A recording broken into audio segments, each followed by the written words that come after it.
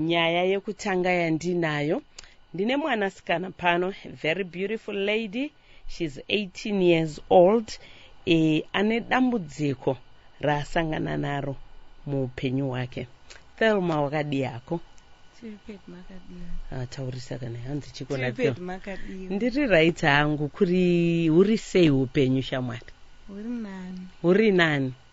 Ya, mona ntaura zvinyoronyoro munhu wacho haana ruzhaba ataurise mweyeya. All right.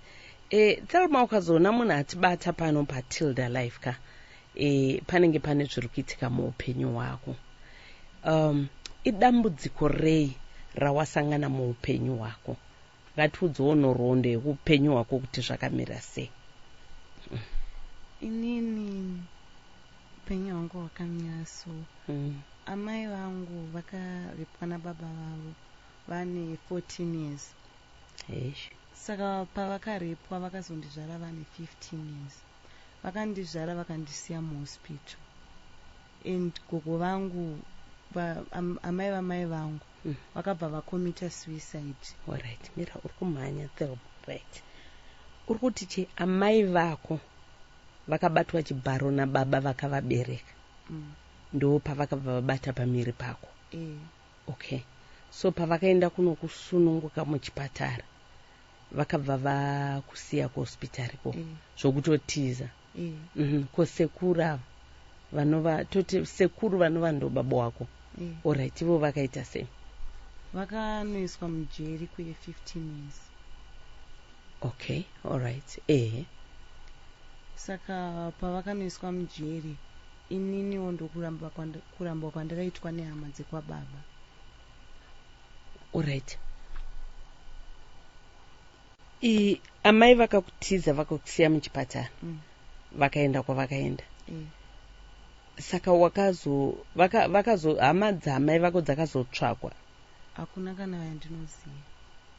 Saka kureva kuti uri muchipatara ikoko hazvina kuzikanwa kuti uri mwana wani? Wabva kupi kana kuti zviri kufamba sei? Alright, okay. Ambuya ndowati ambuya vakaita sei? Ambuya vakakomita suicide. Why? Nenyaya zvazvaitwa nemurume wavo? Okay. So uri mucheche wasiwa muhospitari, wakazodini, wakazoenda kupi zvikafamba sei? Kana unganyatsoti famba nesu mbichana panyaya. Saka ndakazongobviswa pahospital, ndakakurira pachildren's home. Alright.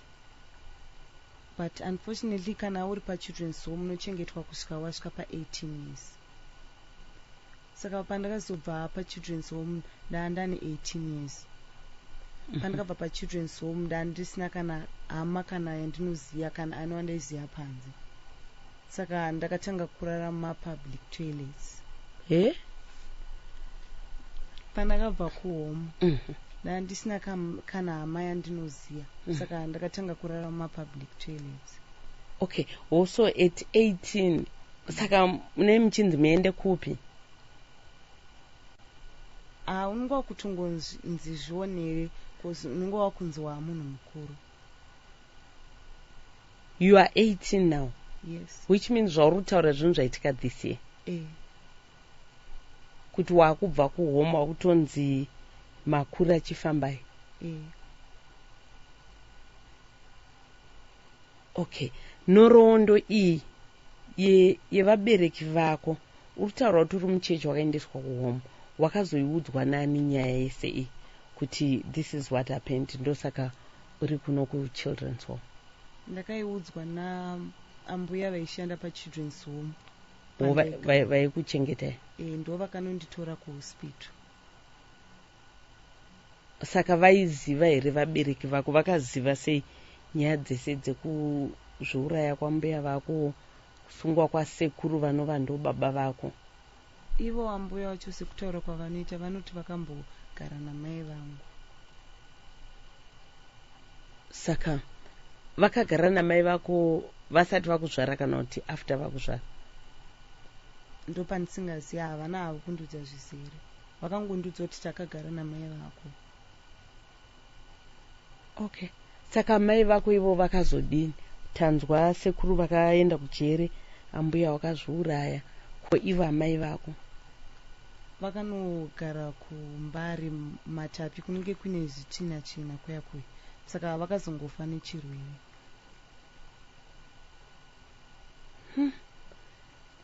After vatiza kuhospitari vakusiya ikoko, havana kuzodzokera kumusha? Havana. Vavasina here dzimwe hama amai vako kana hanzvadzi, vanin'ina? Hapana zvaukanza? Hapana zvandinoziva. Iwe zvauri kutaura zvindo zvawakazoudzwa? Nekuti kukura kwangu ndaingonzi ndiri completely abandoned, hapana nachikuzikanwa. Kuzosangana kwandakaita nagogo ava ndokutozoziva zvese kwandakaita. Wakura manje wakutsvagisisa. Apa wangaudzwa kuti gogo ava ndo vakakunonga, vakabva newo kuchipatara? Ivo gogo ndo vaindiziva, saka ndo vakazondiudza kuti ndosaka uri uko. Alright, okay. Hepano iwane 18 years. Wakunzi chienda.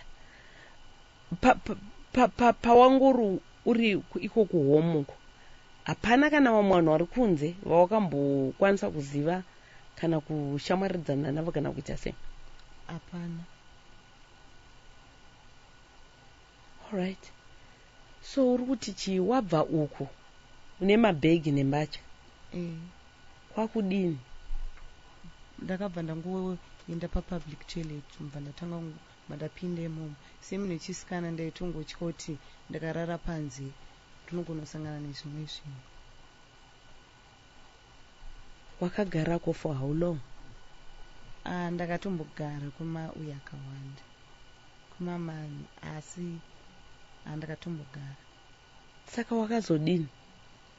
Ndakazosangana nevamwe amai vakakwanisa kungonzwisa stori yangu. Ndo vandakaudza, vakabva kuti vanokwanisa kugara neni. Okay, saka ndokwauri kugara iko zvino? Ndokwandiri kugara zvangu, asi kumba kwacho kwakatoti wandwe tiri 9 mu4 rooms, saka amai vacho zvinenge zvakatovaomerawo. 9 mu4 rooms? Yeah. Tichiverengerana ivo nemurume wavo tinenge 11. Alright, okay.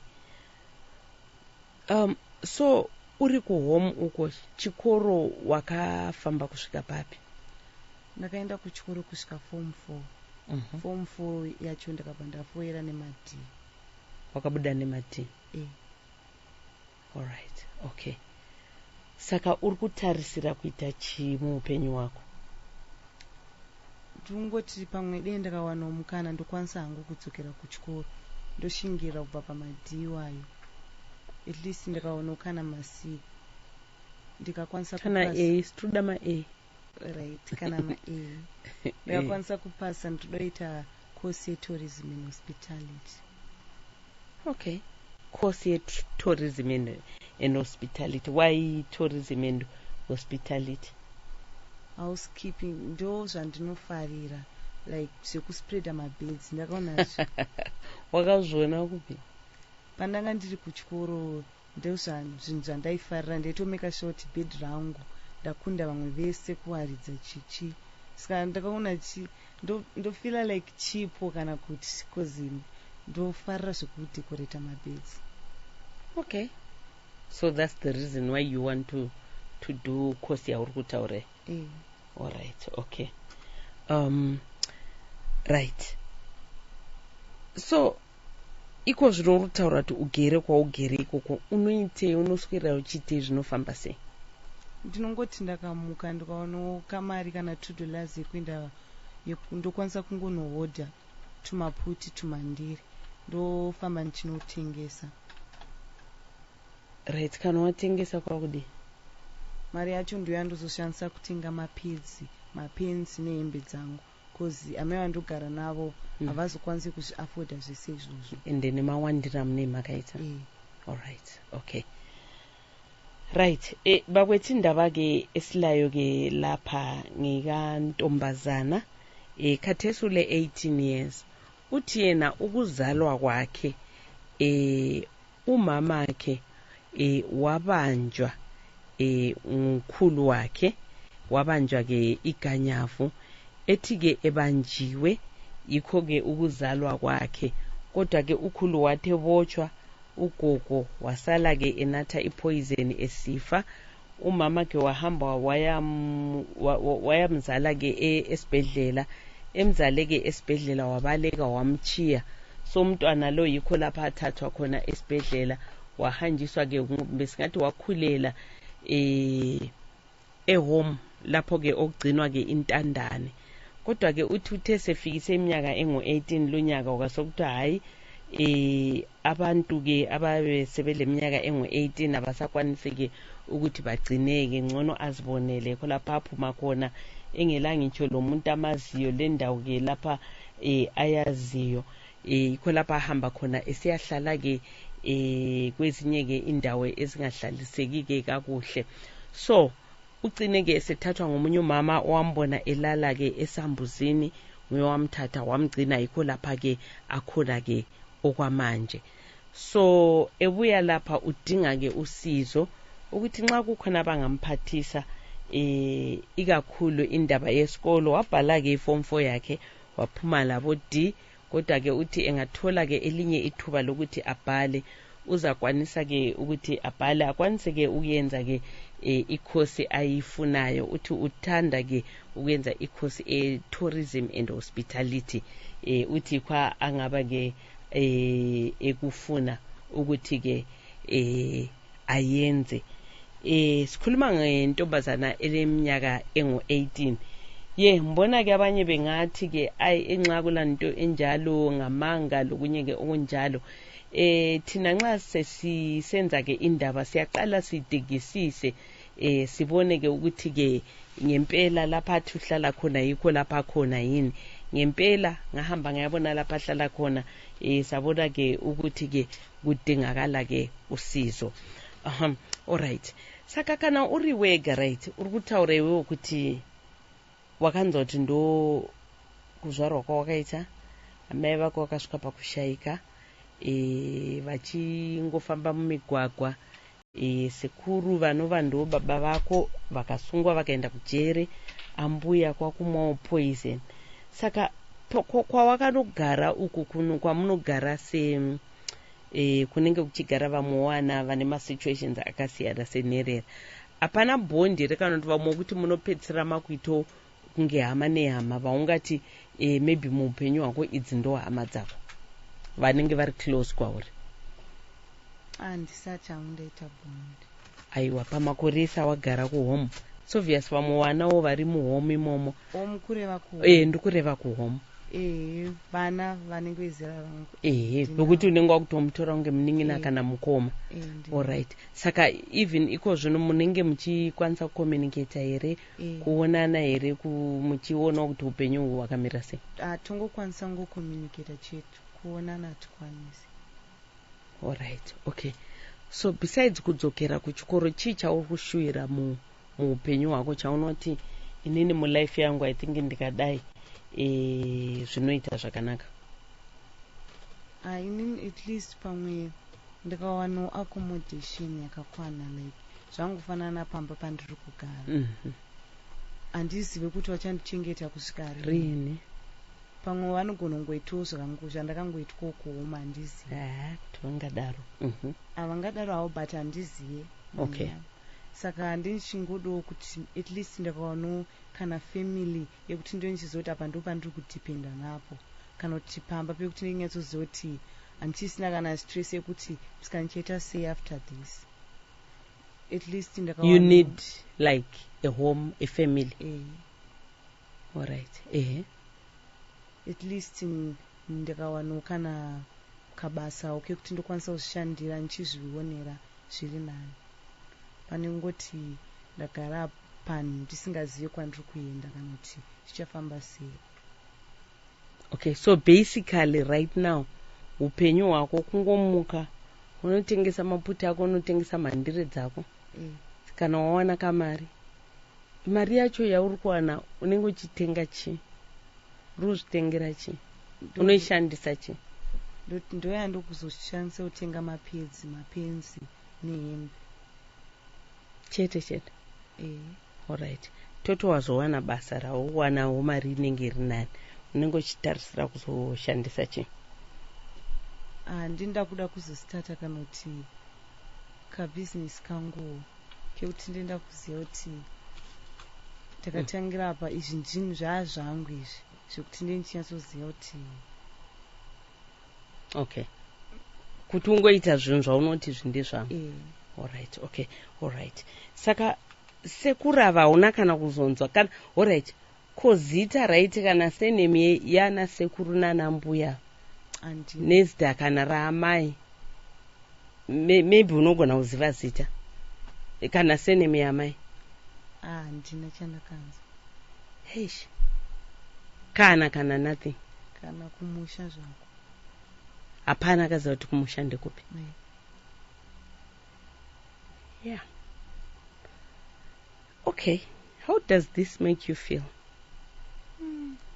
handinotonzwa kurwadziwa each and every time pandinozvifunga ka ndotofunga kuti pamwe maybe life yangu ndokwai kutoendawo kupi kunenge like life yakaendawo yakasangana namai vangu, then chifila like pamwe maybe ndozvandichatoitawo, especially kubva pandakabva pahome ndakushaya pekugara, ndakafila like kuti pamwe ndozvichatoitikawo kwandiri. wakati mama wako wakafa vasina pekugara vachingotenderera, so you feel kuti maybe you are also going the same way? Shame. Okay, yeah. Inyaya inorwadza, nyaya yemwanasikana watinaye anonzi Thelma, ari kutaura kuti ya ndo mamiriro akaita upenyu, haana kana munhu waanaye muupenyu hwake. She has no one.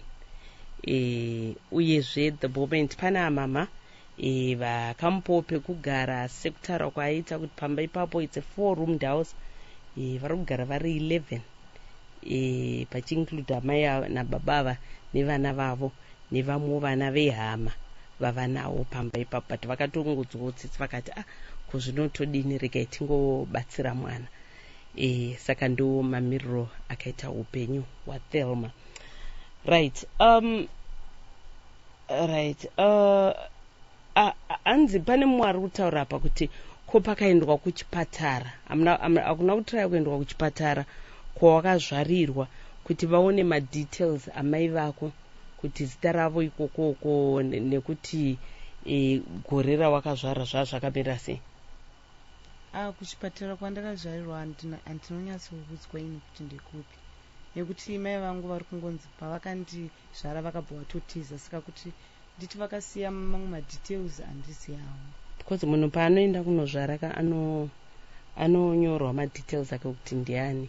Saka ivo vakakutora kuchipatara kwavana kukwanisa kuwana madetails iwayo? Ndofunga sekudaro. Kana kuti maybe vanawo vanenge havana kukwanisa kukuudza? Alright, okay. So kana muri kuhome ikoko, right, hausi kuzikanawo kuti ndiwani, senemu ndiani, zvabva sei? Saka zita nesenemu unozopiwa naye, une chitupa, une birth andi? Zita nesenemu vanozvifambisa sei? Vanotipa ivo zvese zita nesenemu, unongopiwa chero? Alright, so zita wakangopiwawo chero rangoya, and then senemu chero? Sure. Okay, yeah.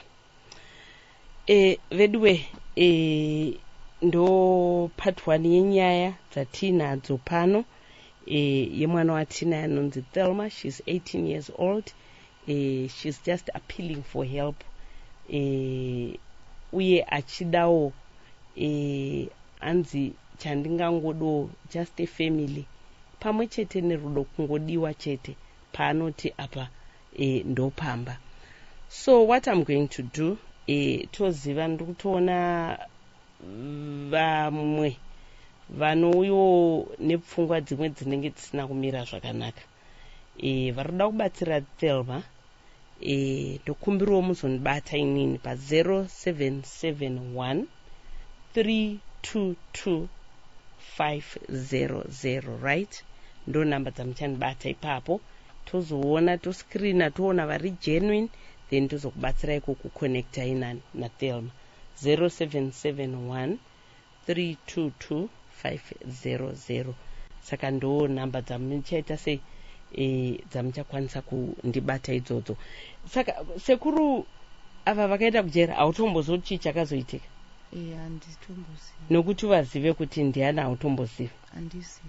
Ya, zvakaoma mufunge. Saka ndo upenyu hwemwanasikana uyu ataurawo kana kuti ari kusheyawo dambudziko raasangana naro muupenyu. Anyway, sekutaura kwandaita kuti nhasi tine nyaya mbiri ende zvavisingaite kuti alright, hanzi Thelma uyu anoshandisa seneme yokuti chii?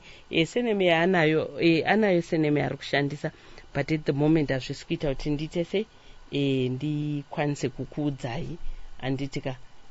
Saka vari kuda kubatsira, nhamba ndakupai, munotibatsa ipapo, and then after that tozoonaka kuti munokwanisa kuti munge muchizobatana naye sei. Right, part 2 yenyaya yedu yatinayo. Pane nyaya yanetsa yakaitika muguta rechitungwiza yakazara kwese kwese. Chiregai iko zvino ndichibatana namukoma Aaron nyama yaro. Takatambira mamessages, mafone calls kubva kuvanhu vekuchitungwiza kunzi mhanyai muzoona pane zvaitika kunongo. Ambuya vanonzi vari kugara nechitunha chemurume wavo mumba, uyezve nemwana anga ane more than 10 years akavharirwa mumba imomo. Mukoma Aaron makadi? Ndinofara hangu Tete Tilder, makadi vateereri kwose kwamuri? Aiwa, tinofara. Ya, ndofunga patakabatwa chitaurwa nyaya iyi handiri kure stereke ndikati sahwira mhanya pane chabvundoka kuchitungwiza. Tikati pane zvaitika kuchitungwiza uko. Right. Handina kuzombomira pamakandifonera paya. Ndizvozvo. Ndakabva ndamhanya ndikasvika, asi ndakasvika ndikatowana street yazara Tete Tilder. Pataifonerwa ipapo papa wainzwa ruzha noise kuti hapana kumira mushe. Right, tipirei tinzwe chii chakaitika, chii chiri kuitika? Chinhu chakanyanya kukatyamadza vanhu zvokuti chero kubva kumashops kusvika kumba uku kundofunga pane about 300 meters. Kuti ubve kumashopu vanhu vese vakasiya zvavaita pamashopu. Nekuti nyaya yakanga yanetsa ndeyekuti kwanzi mupafi musekuru vafa vaonekwa bhodhi yavo yaora. Asi vanhu vari padhuze vaigara vachiona mbuya vachibuda nekupinda pambapo. Saka zvikavanetsa kuti vari kugara chirudzii nemutumbi wemurume wavo wasvika panguva yekutoshata kudaro. Chinhu chaishamisa Tete Tilder ndechekuti pakanga pasina mweya wakanyanya wokuti waigona kunzwa kana kuti uri kurodhi kana zvokuti manext door anganzwa kuti mashata umu. Asi patakazopinda mumba, tapinda pamba paya ndipo wakatotanga kutonzwa kuti no, pane mweya waikuti vanhu vaigona kutadza kuunzwa sei. Saka tasvika ipapo ndakawanawo mapurisa asvika vakuitawo basa ravo. Then nguva pfupi yakatevera kwakauyawo vefuneral parlor vachiuya kuti vazotora bhodhi. Ndokubva vatombotora nguva vasati vakolekta bhodhi vachitendera kuti mapurisa atanga aita basa ravo. Uye nekuwana nguva yekubvunzurudza mbuya vaya nenyaya yekuti sei vaigara nemutumbi uyu uye vakanga afa rini. So ivo vaitaura zvokuti akanga vafa, sekuru akafa musi wechina, means range razuva rechi5 vaine bhodhi mumba. Ko vachigarirei nayo? Mapurisa akatozodzinga vanhu nokuti mbuya vaitsenga mukanwa. Vakanga vachisingade kunyatsobuda pachena uye vasingade kuti vemunharaunda avo kana kuti vamwe vanhu vakati wandei vanzwe zvavaidza kutsanangura nekudonongedza. saka zvakatorera nguva yakareba kuti mutumbi uzobviswa ipapo nenyaya yekuda kwokuti mapurisa ani pavaida kutanga vasvika bhodhi isati yatorwa uye vachitora mufananidzo wepanzvimbo ipapo nekutenderera kumba kwose. Zvakazosvika panguva yekuti mapurisa achinzwa kutsenga-tsenga kwaita mbuya mukanwa, vaedze kusecha pamba pese nekukumbira madhozi ese kuti avhurwe vaone zvavangawana ipapo. Ndopa vakazonzwa kuti musilingi mune munhu. Saka kwakunziko musilingi muchi ndiani arimo, zviri kufamba sei, munenge mune munhu arimo.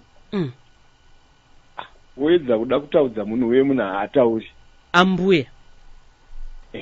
Mbuya wobvunziridzwa ndopa zvakazonzi no mwana wangu ndofunga paanzwa vanhu vachiita ruzha wawanda avhunduka akabva amhanyira pai kunopinda musilingi imomo. Zvikanzi mwana wenyu, zvikanzi ari musilingi, zvikanzi so mapurisa akauya, panga paine mapurisa ane uniform nokweito vasina mauniform. Asina mauniform vachibvunziridzawo maneighbors, zvikanzi muri kunzi mune munhu isinoziva kuti vanogara mbuya ivava nemurume wavo. Zvikanzi ko vana vavo, zvikanzi vana vavo vakaenda kumhiri kwemakungu, havasipo ipapapa. Wobvunzawo vane vana vangani vachitsanangura, mbuya vouya wobvunziridzwawo vakati chokwadi ndine vana 5. Saka uyu ari apinda semusilingi. Vakatsenga-tsenga mukanwa kuti vaedze kutsanangura kuti apinda semusilingi imomo. Zvikanzi egerai agozvidavirira. Ko vashanu ava vana 5 vainzi vari kupi? Painzi izvo pane vasikana. Mbuya ava vanoti vakabereka vana 5, vasikana 3 nevakomana 2. So uyu mukomana wokuwanikwa ari musilingi ndiye anonzi ndiye fourth born. The last born mukomana futi. Iye mukomana uyu hapana kunyatsobuda zvakanaka chero pandaikurukura nambuya ava kuti mukomana uyu welast born uyu aripi.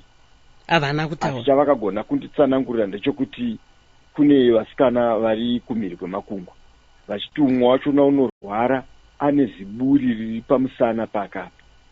Ari kumhiri kwemakungwa kwachekoko. Ane ziburi rakangooneka ndikati ko chii? Zvikanzi ko imhepoka dzinenge dzaingosandudzirwa. Zvino mhepo zhinji dzakasandudzirwa pane mwana uyu ari musilingi. Nekuti nguva iyoyo mbuya vakatombowana nguva yekunyatsotaura neni musilingi muchiedza kuti vamuvhura. Vanhu vachiburisa munhu musilingi. Zvakatora nguva kuti vanhu pane muraini vakambokumbirwa kunzi vapinde musilingi imomo, vakapinda 4. Vakabuda vatadza kumubata nekuti Tete Tilder aimhanya musilingi imomo kuratidza kuti anga atomujaira. Zvinoza zvinoita makonzo zviya izvi zvokuti rinomhanya richiti mhanya kudai izvi. Vakatadza kumubata vakabуда, mukapinzwa vamwe vakomana 2 vaiti tinogona. Vakaedza kuda kumubata achinzvenga. Apa musilingi mune mine rima vakatengwa vakabatidza matochi avo imomo yemafoni kuti vaedze kuvheneka zvikaramba. Zvakazopa kuti mapurisa akumbire achaye foni kuSt Mary's police station kuti kuye backup yemamwe mapurisa evanhurume. Kukauya mapurisa akanga ari muuniform anosvika kuma7 evarume. Saka mbuya vakazenge vakupopota nenyaya yekuti musakwatanure silingi yangu munondiurayira.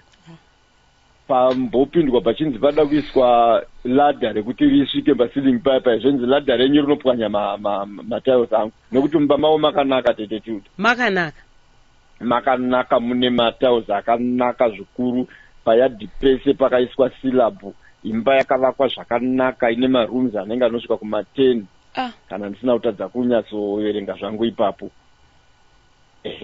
So vachiedza kudaro mbuya ndopa vaedza kutsanangura ivo vachiti mwana ari kunze kwenyika.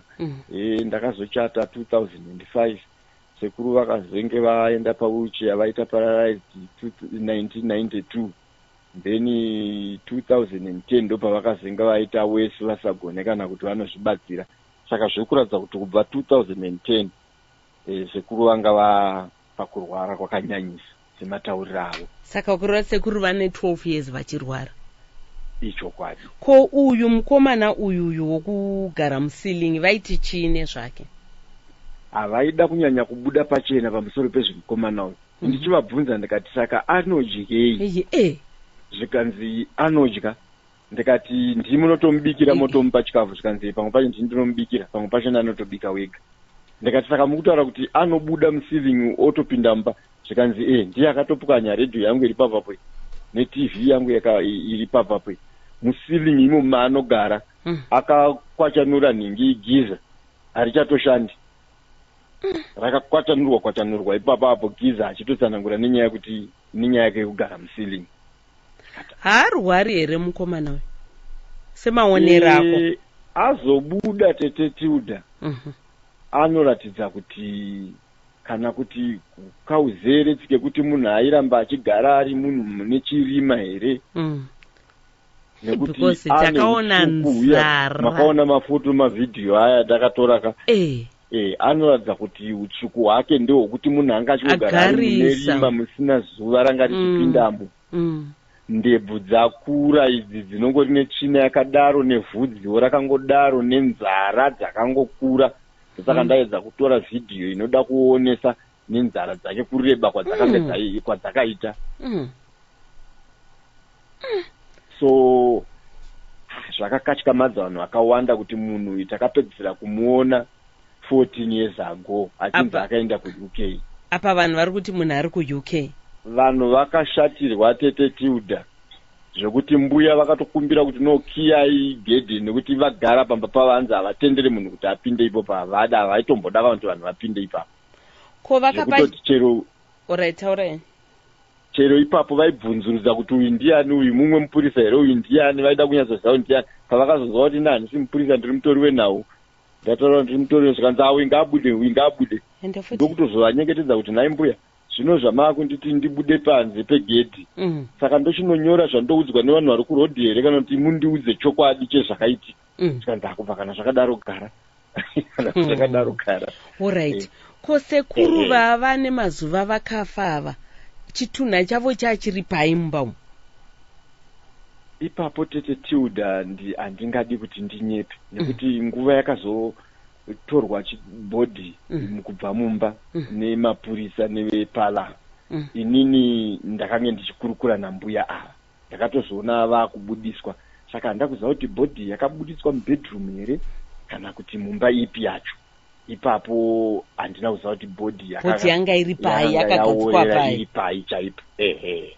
Ivo ambuya uchivabvunza vakati chii nenyaya yekuchengeta chitunha? Nyaya yekuchengeta chitunha mbuya vaitsanangura ivo vachiti inini ndinobuda ndichienda kunonamata. Saka ndichibuda ndichienda kunonamata ndinonyanya kunamatira idzo mhepo dzemumusha womurume wangu. Saka ini murume wangu ndaigara ndichimuti handei kuchechi unonzwa nyaya idzi, iye achiramba kuenda kuchechi. Ndakati ko maidi kuenda nemukomana uyu womusilingi, zvakanzi haadi kuenda kuchechi. Saka mhepo idzodzo ndo dzinovatevera. Saka ini pandakaenda kuchechi ndazodzoka ndo pandakaona dhoo rakiiwa nemukati, rakiiwa naiye mukomana uyu. Ndakati ko imi musina makii enyere, wakavabvunza mubvunzo inenge inoratidza kuti wakuda kuvaisa pakona, wochitanga kuti iwewe uri kunyora chicha, uri kunyora ipapo. Akutoita kunge vangotanga kungovhunduka so kuita hasha. Saka vaita hasha kazhinji, ukada kuvabvunza mubvunzo inenge ida kuvaisa pakona kazhinji, ndombonyevenuka navo tomboseka-seka, ndozovarayirwa ndoedza kuvabvunziridza futi. So vanoti ivo vakirwa dhori riya vakazotsvaga munhu locksmith kuti avavhurire pakii paya. Saka pane mukomana akashedzwa akauya akazovabatsira kuti zoda kuanloka paya zvakaramba still nemakizi ake. Saka vakatozvipedzisira vatopwanya girazi riya rekuti vavhure dhoo rachona iroro. Saka hanzi pandakapinda imomo ndo pandakaona sekuru vafa, ndokuchiinda kumapurisa. Ivo gogo ndo vakaenda kumapurisa? Sekutaura kwavo vanoti ndo pandakabva ndaenda kumapurisa. Alright. Ko mukomana uyu makakwanisa kumbotaura naye? Pane zvaaitaurawo zvinonzwika? Mukomana Tete Tilder pese paakadzinganiswa achida kubatwa ari musiringi, haana kuchema, haana shoko raakataura, haana kana chaakambotaura. ya asi aida kuti anenge amubata aimuvazura, zvokuti ndo zvakazopedzisira zvaita kuti mapurisa vaise cheni because airatidza kuti ane power. Saka kana voice rake hamuna kana kutombonzwa voice rake? Hatina kana kutombonzwa voice rake. Iye nhasi ndambotaura naassistant commissioner Ponyati, ndichibvunza kuti azombotaurawo here semunhu ari kutorwa nawo kunenge ukoko. Vandivimbisa kuti vanotiturira mashoko iwayo mangwana, asi hapana shoko raanga achinzi abva ataura kubvira nhasi nekubvira nanezuro wacho. Uye chikafu anga achinzi haasati adya chikafu kubva ipapa paakaonekwa abudiswa musiringi nezuro. Okay. Ambuya havana kukwanisa kutaura here mazita evamwe vana vavo vacho vari kunzi vari kunze kwenyika, kuti vakunzwike kuti ndivanani uye zvakamira zvakanaka here? Pane umwe wavaita anonzi Messi here, Messi ari kunze kwenyika uko. Mamwe mazita hangu handida kuzvinabata. Mati? Senemi yavo? Mashasha. Mashasha. Yokuti mashasha iyo gogo ivo vaitonyepa. Takazotarisa chitupa chacho chinonzi mashasha. Cheshona chaiyo mashasha. Mashwashwa. Mashasha. MASHASHA. O mashasha. Mashasha Ko vainyepere kuti gogo ava havatombodi neinformation zvokuti matauriro ari kuita aita vamwe nekuramba uyu akanyarara. Zvimwe zvakanga zvakutaura vanhu vachivhunduka zvanogona kuti pamwe anogona kutenga asina kana rurimi, saka ari kutadza kutaura kana kuti apiwa instruction yekuti usatombotauri. Ko maneighbors vaigara nagogo ava vaiti pavaibuda vaitongoita business as usual vachitotaurawo nemaneighbors zvakanaka? Havatauri nevanhu, havakwazisani nevanhu, havana munhu vanomhoresana naye. Vanongobuda vakapfeka zvavo zvekuchechi izvozvo vachizviendera kuchechi. Kuchechi kwacho hakuna kuzikanwa, kuchechi kwacho hakuna kuzikanwa ndekupi? Vanopindira paichechi yenhingi yemapostori. Vanopindira padhuze muzengeza 2 padhuze nepane hotera iya iyo inonzi chiiyo yekwanyamutambasi inenge yakunzi mubayo here hotel yekuzengeza 2 ye ndo pavanopindira chechi papa. Sure, inga zvakaoma. Alright. Sekuru ava vari kunzi vafa, mutumbi waendeswa mumochari. Pamba pane nhamo here apa? Tete Tilder ndaendapo nhasi ndo kwandamboenza because vanhu vanofanira kuungana uhama ndichiti ndichaona hama dzagogo kana hama dzasekuru. Ivo vabuda vanga vachinzi vabuda kuseni vachibva vaenda kupi kumapurisa ndokwavaswera. Hapana kana munhu auya akapinda mukati megedhi iroro. Osaka nezuro pavakaenda nemapurisa havana kurara ikoko? Aiwa, havana kurarako, vese vakadzoka kumba. Vazoenda zvakare kumapurisa. Vese nemukomana uyu? Mukomana saka anotokwanisa kutofa because maitiro aiita paipai aitongoita kunge murwere. Handina kuzanga kuti vakashandisa chii pakufamba nekuti adzoke, but havana kurara kumapurisa. My neighbors, they are all saying mukomana vakapedzisira kumuona 14 years ago. Ichokwadi. 14 years. Wese waibvunza, they were very ningi vainyatsanangura same makore wayo kuti takapedzisira kumuona 2008 here something like that. Eka because kana muchigara mese maraini maybe patori nevakomana veage yake vanotozva kuti ningiwe apa hapo akaenda kuchando, ningiwe apa hapa akaenda kuchando.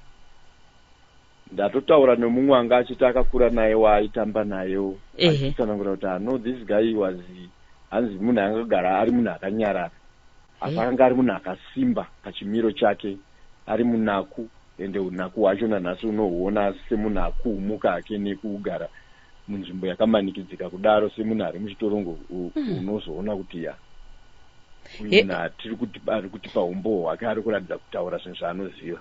Hembe dzanga akapfeka mukomana uyu dzayiratidza kuti dzakachena here, dzayiratidza kuti dzaane makore here dzisina kuwachwa? Hembe dziri kuratidza kuti kunonzo kuita sei kudingindira netsvina iyayi, dziri kuratidza kuti dzaane nguva dzisati dzawachwa uye dzakabvaruka. Kubvaruka kweko kuratidza kuti hakuzi kubvaruka kwokuti but kunenge kubvaruka kwokungoti moza zvinoita mbatya ikangogaridza nogona ngoti kokusakara. Asi muviri wake hauratidze kuti ane nguva yakakura kudaro asingagezi. Alright, kureva kuti aimbowana mukana wokugeza? Aimbowana kana mukana wokugeza kana mukana wokudya, anoratidza kuti ndofunga aimbowana mukana wakadaro. Hapana akaziva kuti vanhu vanobva kumusha kupi, kwekuti pamwe kungauyewo hama dzoungana kuti pafiwa kana kuti zvakamira sei? Ipapo hatina watakabvunza hedu nezvekuti vanhu ava kumusha kwavo vanobva kupi. Asi gogo vachitaura neni ipapo vaitsanangura vachiti imba ino takazowana ari magiraundi tikatanga iri tumacohouse tudiki. Saka vana vangu vasikana vaviri ndo vakatanga kuenda kunze kwenyika. Saka vaenda kunze kwenyika ndo vakazondiwanisa mari yekuti dino ndaivabvunza kuti imba yakanaka kudai makaivaka nei? Saka vakavakiswa nevana? Vakavakirwa nevana vavo vasikana vakanga vabuda kunze kwenyika. Zvakaoma zvinoitika pasi rino. Amai ava havana kuratidza kurwara nepfungwa here?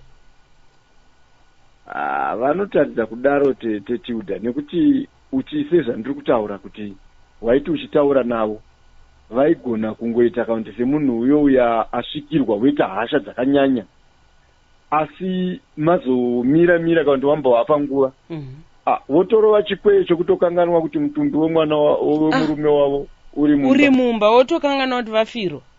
Vakutoseka newe, vakutoseka nemapurisa ari kurukura navo. Vabva mukudaro ndopotanga kuti iva vanhu vese, nekuti vanhu vaiti ngabvise chidhuku izvo vangu vakuturukirwa chinamato chavo kuti tengoona vachibuda tichiti munhu ari kuenda kunonamata izvo akachengeta vanhu mumba. Zvikanzi unoona vanhu vari kunditukirira kudai so ivava vesa ivo vesa maroja. Asi mai vanogara nechekumberi ukoko kune avhokadho muhomba uri kuona uyo avo ndo varizivo pamba ipapa. Tine vashoma tirimo munomu, kwezoita vamwe vari papa vari kutaura zvisina basa. Ivavo havasi muroja, vamwe vese havazouya manje havaisi takagara kuno kare vachitokupa nhoroondo. Vapedza kudaro vanogona kukarekwa waita kunge munhu uyo asvikirwa. Saka pfungwa dzavo handinyatsofunga kuti dzakanyatsotikwesere. Pamwe vanorwara. Nekuti munhu angambotadza kurwara anogara nemutumbi mazuva akawanda kudaro ainawo mumba, uye achigara nemunhu anogara musilingi. Hazingaitwe nemunhu ane pfungwa dzakagadzikana. Aiwa, tiri kuda kungotenda vagari vekuchitungwiza vakatibata mushure mechiitiko ichi. Ndo paya patinogara tichiti garai mune nhamba dzamukoma Aaron, dzamukoma Kingston, nhamba dzedu pane chaitika zvinoyera, zvinoshamisa, zvinotyisa. Tinoerekana tasvika zvishuwa kuona kuti chii chiri kuitika, zviri kumbofamba sei. Saka ndofunga mangwana mubepanhau redu reH Metro nyaya iyi inenge irimo, handiti?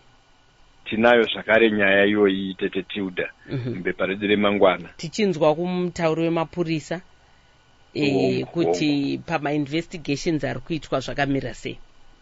Ichokwadi. Alright, imimi ndiri kukubatai mamanje patete akuzodzwa maheadlines emapepa, nditi?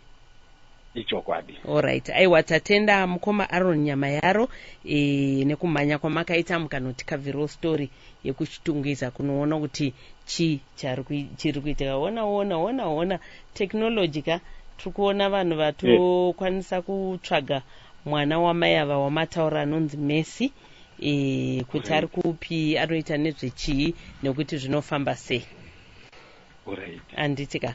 Alright, anyway mukoma Aaron, thank you very much. Imimika tichakubatai manje. Alright, thank you. Right, kune avo vane matambudziko kana kuti vane zvine chekuita nezvechivanhu, hanzi sunungukai kubata gogo achihoro pa 0714 204 235 kana 0781 150 770 0714 204 235 0781 150 770. Tinoda ngotenda veAccess Forex avatunzira chino chikamu chatinoti zvinoera, zvinoshamisa, zvinotyisa, zvinoda kufumurwa. Access Forex tinoita nezvokutumira mari uri muno muZimbabwe muchida kutumirana pachenyu, chero munhu ari kumaruva, chero kupi zvako. Tine more than 200 branches dzatinadzo kwamunogona kutumirana mari. Yes, khuluma ngendaba zokutumelana ke izimali silapha ke eZimbabwe liyakwanisa ke ukutumezelana ke izimali. Remember tine November promotion paunotumira $20 wobhadhara just muripo $1 chete. Unogona kutumira chero ani ari kupi muno muZimbabwe $20 wongobhadhara $1 chete rekutumira $20 iyoyo. Kuti uzive zvizere, unzwe zvizere kuti unozvifambisa sei, tibate pa +263 kana kuti 0776 302 424 iko lapha elisibamba khona 0776 302 424. Remember, you can also send money from South Africa direct to Zimbabwe, and also you can send money from UK direct to Zimbabwe. My numbers ever ku South Africa not bada pa 0027 678 352591 0027 678 352591. Access Forex inoona nezvokutumidzira mari. Access Forex, from London to Lupane, Luton to Shishavane, from Joburg to Jerera, Macheke to Buhera. There is no limit to where your money can go with Access Forex. Send and receive US dollars across the country, both ways between South Africa and Zimbabwe, and from the United Kingdom. To send money, simply dial WhatsApp 0776 302 424 or download the app on Google and Play Store. Access Forex, bringing you closer to home.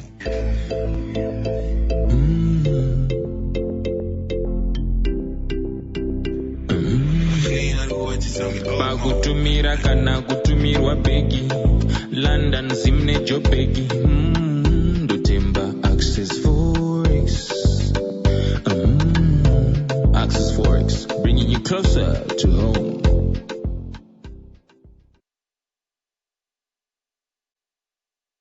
Wakaremerwa nematambudziko ari kukushayisa hope, zvingava zvemweya yemadzinza kana kuti paukama. Madzibaba marimo vari kuti kwauri, inzwa mudikani, Mwari vanogona, naJesu tinoyambuka. Tora runhare ufone namba dzinotevera 0773 280 621, namba dziye zvakare 0773 280 621. Mwari vanogona, naJesu tinoyambuka, muchishandirwa na madzibaba marimo.